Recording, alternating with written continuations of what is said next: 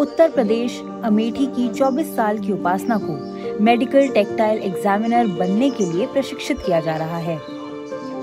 उपासना ने 19 साल की उम्र में एक दुर्घटना में अपनी आंखों की रोशनी खो दी थी और अब वह महिलाओं में ब्रेस्ट कैंसर के शुरुआती लक्षणों का पता लगाने में मदद करने के लिए अपने सेंस ऑफ टच का इस्तेमाल करना सीख रही हैं। मैं बचपन से ही मेडिकल फील्ड में जाना चाहती थी और मैं कर भी रही थी, मतलब नर्सिंग का कोर्स भी कर रही थी। उसी दौरान मेरा एक्सीडेंट हुआ था, तो मुझे लगा मेरा सपना ही पूरा टूट गया। मेरी फैमिली का, मेरे पापा का सपना था कि मैं बड़ी डॉक्टर बनूं। फिर यहाँ पर जब पता लगा कि फिर से हम कर सकते हैं, तब मैंने ये कोर्स ज्वाइन कर लिया। उपासना की तरह दिल्ली की 23 साल की नेहा भी मेडिकल टेक्टाइल एग्जामिनर बनने की ट्रेनिंग ले रही हैं। उपासना और नेहा दोनों को NAB India centre for blind women and disability studies द्वारा चलाए जा रहे डिस्कवरिंग हैंड्स प्रोग्राम के तहत प्रशिक्षित किया जा रहा है। हर MTE को अपनी फिंगर टिप का मेजरमेंट पता है। पूरी ट्रेनिंग के दौरान उनके फिंगर टिप का भी मेजरमेंट किया जाता है कि वो कितने सेंटीमीटर की है, और उनको फील कराया जाता है कि लंप किस तरीके का हो सकता है, उसका सरफेस क्या हो सकता है, क्या साइज हो सकता है। डॉक्टर फ्रैंक हॉफमैन, एक जर्मन स्त्री रोग विशेषज्ञ, ने ब्रेस्ट कैंसर का जल्दी पता लगाने के लिए डिस्कवरिंग हैंड्स प्रोग्राम तैयार किया। So we were approached by Germany and the German doctor, Dr. Frank Hoffmann, because they had done their research, obviously, that India has the most number of breast cancer deaths and India has the most number of blind women in the world. And this is such a USP for blindness, that their touch and their tactile sense can figure out the smallest abnormalities in the third layer of your skin. And that is not detected by anybody or any machine, you know.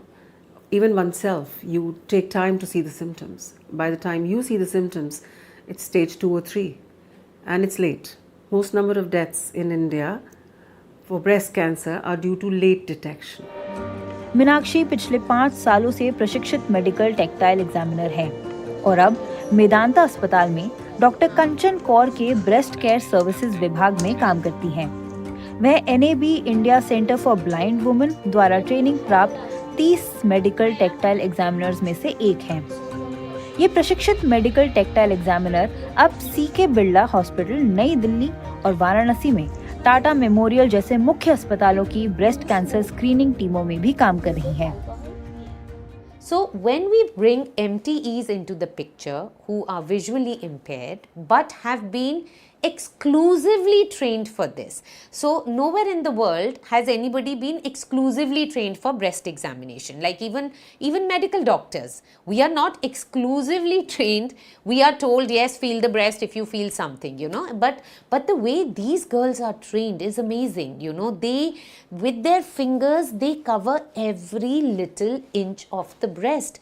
They take 20-25 minutes, half an hour to examine every breast. The second thing the MTEs do, they sensitize women towards the importance of understanding that the breast is an external organ that all of us can learn to examine.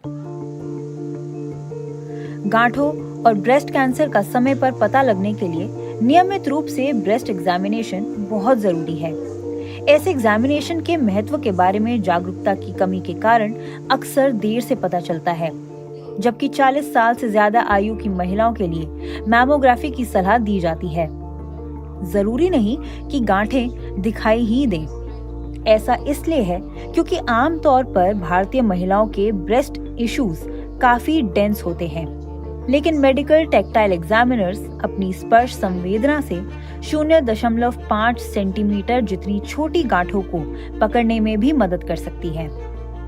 उम्मीद यही है कि सरकारी अस्पतालों, dispensaries, मोहल्ला clinics में manual breast screening को सामान्य चिकित्सक के पास रूटीन एग्जामिनेशन के रूप में रेगुलर चेकअप्स की तरह ले जाया जाए। डिस्कवरिंग हैंड्स प्रोग्राम के इन प्रयासों से भारत की हर आयु की महिला को प्रभावित करने वाली इस खामोश और खतरनाक बीमारी से निपटने में जरूर मदद मिलेगी।